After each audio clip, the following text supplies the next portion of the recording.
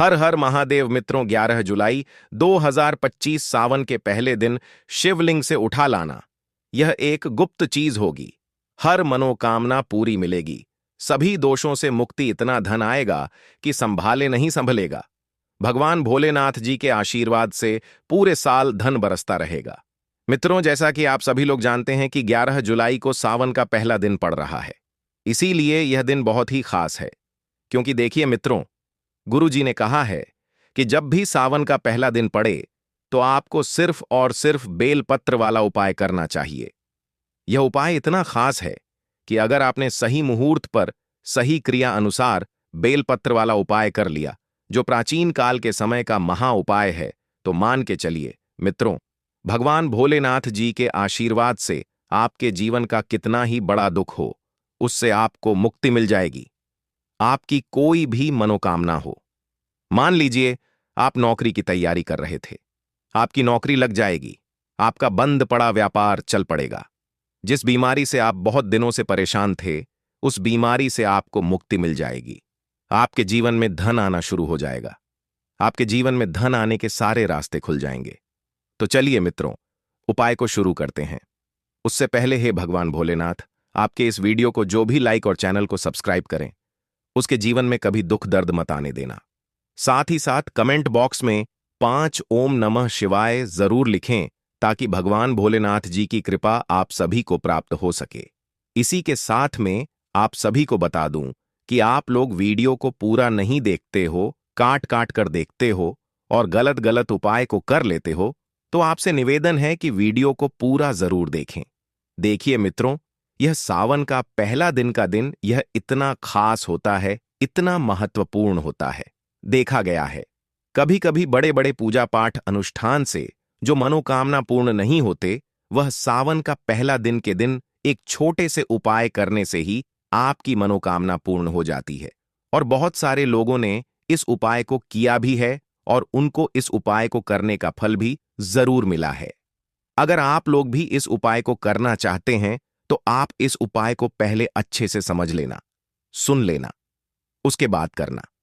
आपको इस उपाय का फल जरूर मिलेगा और इस उपाय को कर लेने से आपके घर में चाहे किसी भी प्रकार की दुख और समस्या क्यों ना चल रही हो, आपको उसका कारण भी नहीं पता है कि भाई यह समस्या किस कारण से चल रही है। उसका कुछ भी कारण हो सकता है, जैसे पितृदोष हो सकता है या किसी भी तरह का मंगल दोष भी हो सकता है। तो इस दिन आप लोगों को यह वाला उपाय कर लेना है। यह एक ऐसा उपाय है जिस उपाय को अगर किसी विशेष दिन पर किया जाए, तो भाई उस विशेष दिन का जो है वह तो हमें मिलता ही मिलता है। पर हमने उस दिन पर इस बेल पत्र वाले उपाय को किया है, तो हमें उससे भी बड़ा फल मिलता है और फल बहुत जल्दी मिलता है, क्योंकि आप इस उपाय को बहुत ही बड़े और विशेष दिन पर कर रहे हो। तो चलिए अब उपाय के बारे में बात करते हैं। लेकिन उससे पहले आप लोगों को यह जानना आवश्यक है कि आखिर यह उपाय किस समय करना है, किसको करना है और कैसे करना है। तो चलिए हम आगे आपको वीडियो में एक एक करके बता देते हैं। तो मित्रों, इस बेल पत्र वाले उपाय को हमें इस सावन का पहला दिन के दिन कैसे करना है, किसको करना है, किस समय करना है और कहां पर करना है, यह सारे सवालों के जवाब आपको इस वीडियो में मिल जाएंगे। और जो यह वीडियो देखेगा भाई, उसको बेलपत्र वाला उपाय जरूर करना चाहिए, क्योंकि इस दिन शत्रुओं और किसी भी दोष, किसी भी बीमारी से मुक्ति पाने के लिए बेलपत्र का बहुत ही बड़ा और विशेष महत्व होता है। और जब बात आ जाए बेलपत्र की, तो यह सोने पर सुहागा वाली बात हो जाती है और यह एक बहुत ही बड़ा उपाय हो जाता है। अब मित्रों, इस बेलपत्र वाले उपाय को आखिर करना किसको है, सबसे पहले हम लोग वह बात जान लेते हैं। तो देखो, घर की जो बड़ी माताएं बहनें होती हैं, उन माताओं बहनों में से कोई भी एक बड़ी माता बहन इस वाले उपाय को कर सकती है। और मित्रों, अगर आप चाहे तो अपने घर में से सभी सदस्यों को भी इस उपाय को करवा सकते हैं। अगर किसी व्यक्ति की खुद की कोई मनोकामना है, खुद की कोई दुख और परेशानी है जो कि वह अपने लिए ही करना चाहता है, इस वाले उपाय को तो वह खुद अपने लिए भी कर सकता है। बाकी अगर कोई घर में से ऐसा है जो कि अपने पूरे घर परिवार की सुख और शांति के लिए यह वाला उपाय करना चाहता है, तो भाई वह भी कर सकता है। उसमें भी कोई दिक्कत वाली बात नहीं है। कहने का मतलब यह है कि इस उपाय को हर एक सदस्य भी कर सकता है, और पूरे घर परिवार के सदस्य के लिए घर की बड़ी माताओं बहनों में से कोई एक माता बहन भी कर सकती है। माताएं बहनें अगर घर में उपस्थित ना हो या वह यह वाला उपाय ना कर पा रही हो तो फिर घर का कोई बड़ा सदस्य भी इस बेलपत्र वाले उपाय को कर सकता है। चाहे फिर वह पुरुष ही क्यों ना हो, उसमें कोई भी दिक्कत वाली बात नहीं है। अब मित्रों, बेलपत्र वाले उपाय को हमें करना कहां पर है? देखो, इस उपाय को हमें मंदिर में ही करना है। बहुत सारे लोग प्रश्न करते हैं, हर एक उपाय को करते समय क्या हम इस उपाय को घर पर या मंदिर में कर सकते हैं? देखो, तो इस वाले उपाय को आप मंदिर पर करोगे तो अच्छा रहेगा।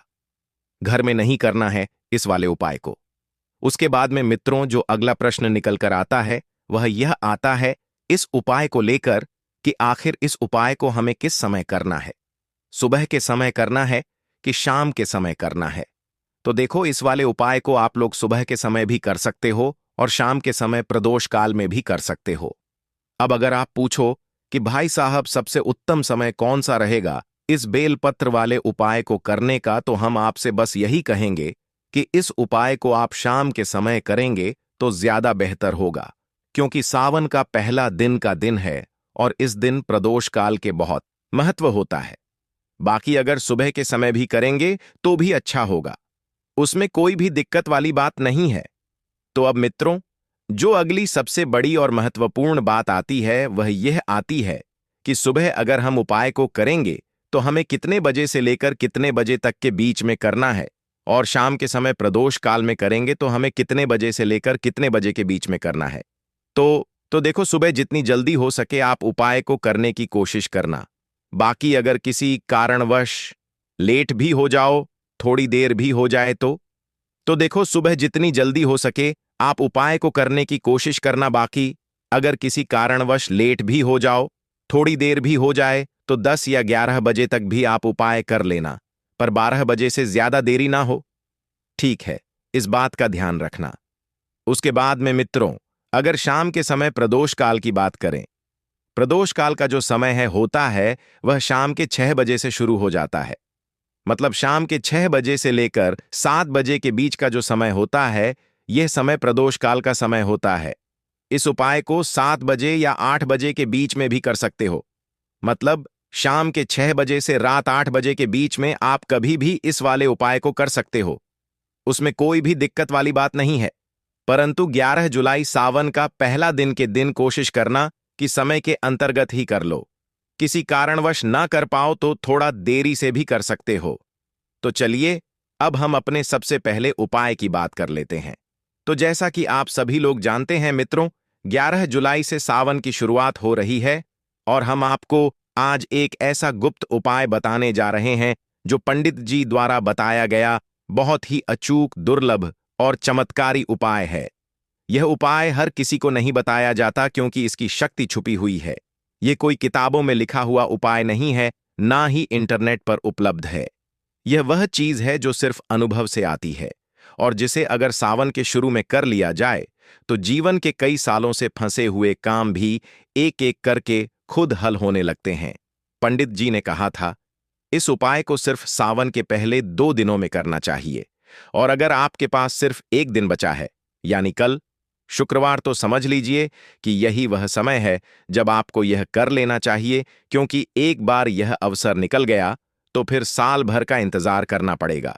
बहुत से लोगों ने सवाल पूछा कि यह उपाय किसके लिए है, तो मैं साफ कह दूं, यह उपाय उनके लिए है जो लगातार किसी न किसी समस्या से जूझ रहे हैं, जिनके ऊपर शत्रु भारी हो गए हैं, जिनके घर में चैन नहीं है, नींद नहीं है, पैसा आता है पर टिकता नहीं, परिवार में कलह बना रहता है, हर रोज एक नई उलझन खड़ी हो जाती है, रिश्तेदार पास आकर पीछे से वार कर रहे हैं, कोई भी काम पूरा नहीं हो पा रहा और लगने लगा है जैसे किस्मत ने साथ छोड़ दिया है। अगर आप इन हालातों में हैं तो यह उपाय सिर्फ आपके लिए है और शायद भोलेनाथ ने ही आपको यह सुनवाने का रास्ता दिया है। अब सवाल आता है कि यह उपाय करना कैसे है, तो सुनिए ध्यान से। एक भी बात मिस नहीं होनी चाहिए, क्योंकि जैसा कि हमने कहा, यह एक गुप्त चीज को उठाने का उपाय है और उस चीज का नाम हम अंत में बताएंगे, अभी नहीं। अब शुक्रवार की सुबह आपको जल्दी उठना है। कोशिश करें कि सूरज निकलने से पहले नहा लें। स्नान करते समय मन में यह भाव रखें कि मैं अपने जीवन की सारी परेशानियों को धोकर बाहर फेंक रहा हूं। इसके बाद बिना किसी से बात किए सीधा किसी पुराने शिव मंदिर चले जाइए। ध्यान रहे, मंदिर बहुत सजावटी या नया ना हो, और सबसे जरूरी बात, शिवलिंग खुले में होना चाहिए, यानी जिस पर सीधे जल चढ़ाया जा सकता हो। मंदिर पहुंचकर चुपचाप शिवलिंग के सामने खड़े हो जाइए और आंखें बंद करके ओम नमः शिवाय का जाप कीजिए। मन में कोई और विचार मत लाइए, न कोई मांगिए, न कोई शिकायत कीजिए। बस खुद को पूरी तरह शिव को सौंप दीजिए। फिर धीरे से आंखें खोलिए और शिवलिंग के चारों तरफ नजर घुमाइए। वहां कुछ ना कुछ ऐसा होगा जो आपको अपनी तरफ खींचेगा। वही है वह गुप्त चीज।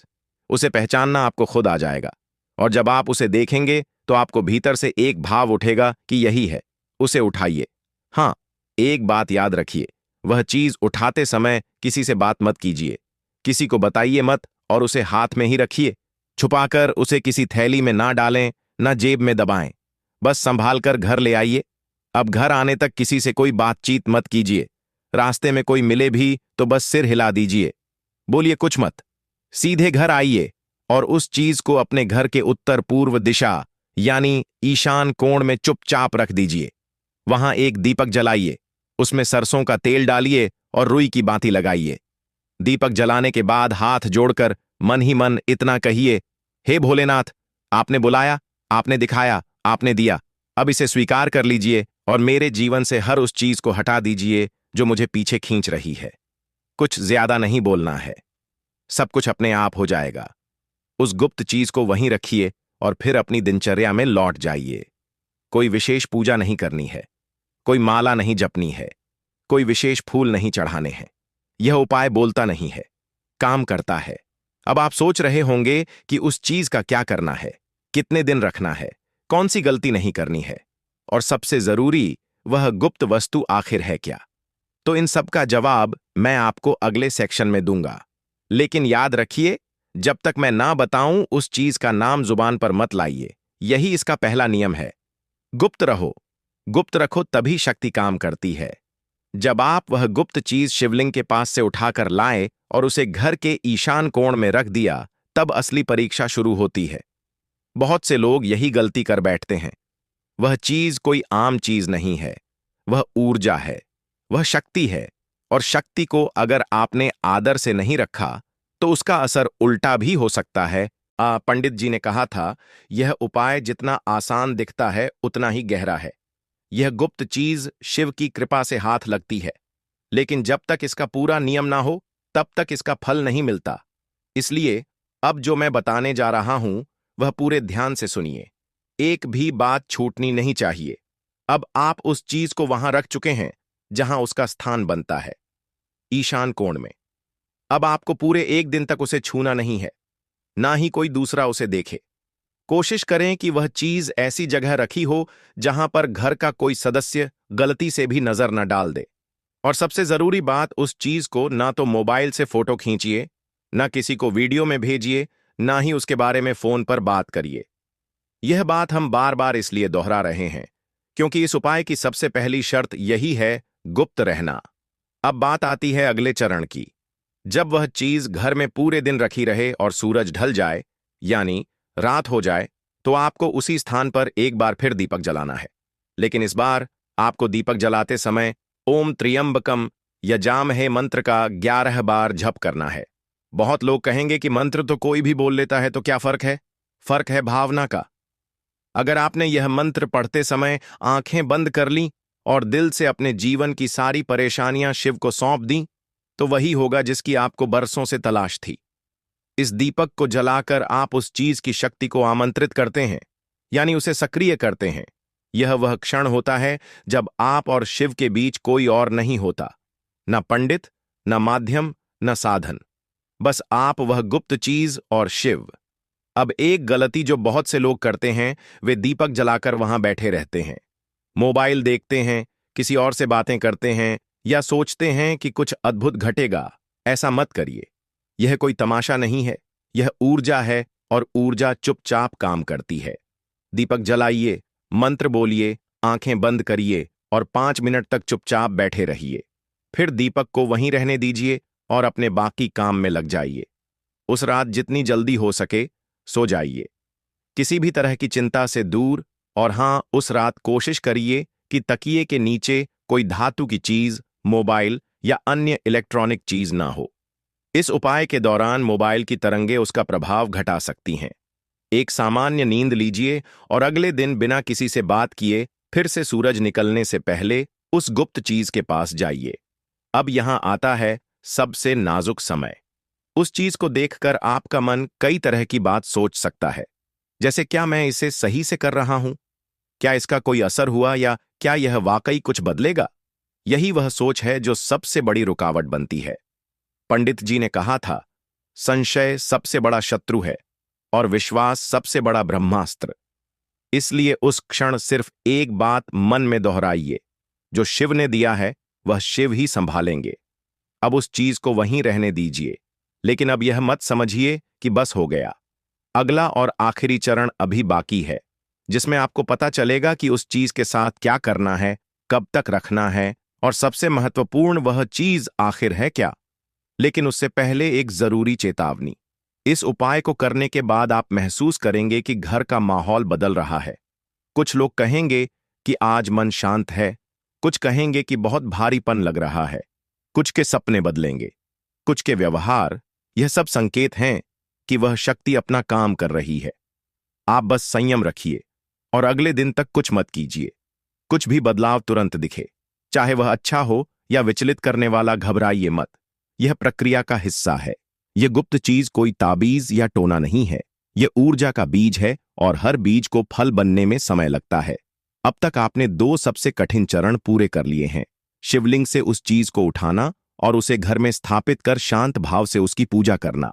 अब बचा है अंतिम और सबसे जरूरी चरण, जहां इसका रहस्य खुलेगा और आपको बताया जाएगा कि अब उस चीज को कब तक रखना है, कब विसर्जन करना है और उसका नाम आखिर क्या है।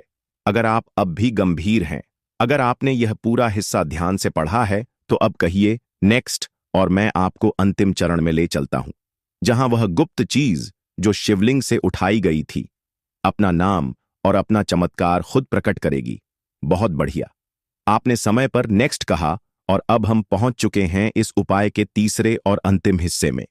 यह वही चरण है जहां वह गुप्त चीज जिसे आपने शिवलिंग से उठाया, घर लाकर स्थापित किया और 2 दिन तक गुप्त रखा, अब अपना नाम, अपनी प्रक्रिया और अपना विसर्जन समय प्रकट करती है। अब मैं बिल्कुल उसी रचना वाली स्टाइल में, पूरी तरह पैरा में, बिना कोई पॉइंट या हेडिंग दिए, हर लाइन में वही भाव और असर रखते हुए सेक्शन 3 लिखता हूं। अब जब 2 दिन बीत चुके हैं और आपने पूरे नियम, भावना और विश्वास के साथ उस चीज को अपने घर में रखा है, उसे छुआ नहीं, उसका नाम नहीं लिया, किसी को बताया नहीं, अब समय आ गया है कि हम आपको बता सकें वह चीज आखिर थी क्या। और अब मैं आपको एकदम साफ साफ, बिना कोई रहस्य छुपाए बताता हूं कि वह गुप्त वस्तु क्या है जिसे सावन के पहले दिन शिवलिंग से उठाना चाहिए। वह चीज है एक शिवलिंग पर चढ़ी हुई बेलपत्र की सबसे पहली पत्ती। जी हां, वह बेलपत्र जो पूजा शुरू होने से पहले शिवलिंग पर किसी ने चढ़ाया होता है और जो अक्सर सबसे ऊपर पड़ी होती है। सावन के पहले दिन जब आप मंदिर जाएं तो आपको बस इतना करना है कि शिवलिंग पर जो बेलपत्र सबसे ऊपर रखा हो और जो भीगा ना हो, टूटा ना हो, वही बेलपत्र धीरे से उठाकर घर लाना है। अब आप उस ऊर्जा को धन्यवाद दीजिए और उस शक्ति से कहिए, अब आगे की यात्रा तुम्हारी है। जी हां मित्रों, वीडियो किसी लगी हमें कमेंट में बताइए और वीडियो को एक लाइक कर लीजिए।